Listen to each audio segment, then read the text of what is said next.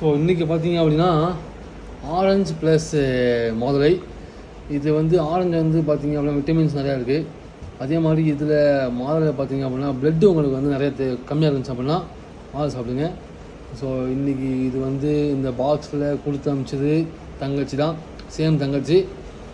அவங்களோட கைக்கு வந்து பார்த்திங்க அப்படின்னா சொல்லவே வேணாம், எப்படி சொல்கிறதுன்னு தெரில.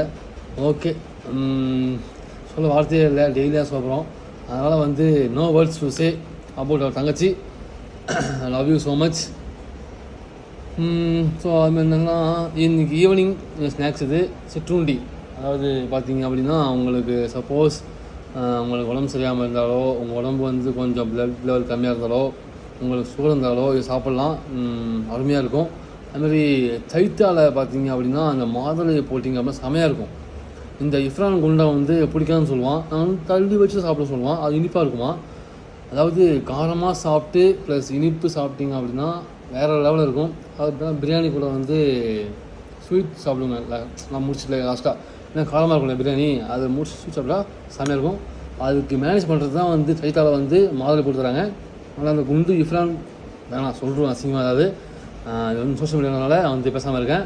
டே குண்டு பையில இல்லை ஒரு நாள் நேரில் ஒன்று கஷ்டம் வச்சுக்கேன், மூஞ்சில் குத்தி வேணாம். இந்த வந்து ஒரு இது வந்து அமைதியான போகிற ஒரு வீடியோ.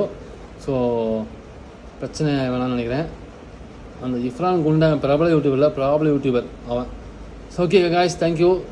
தேங்க்ஸ் பண்ணுங்கள், வீடியோ பிடிச்சி லைக் பண்ணுங்கள், கமெண்ட் பண்ணுங்கள். இதை வந்து தக்காளின்னு ஒரு பயணம் அனுப்பிச்சு வெறுப்பேற்றலாம். Okay, bye, see you.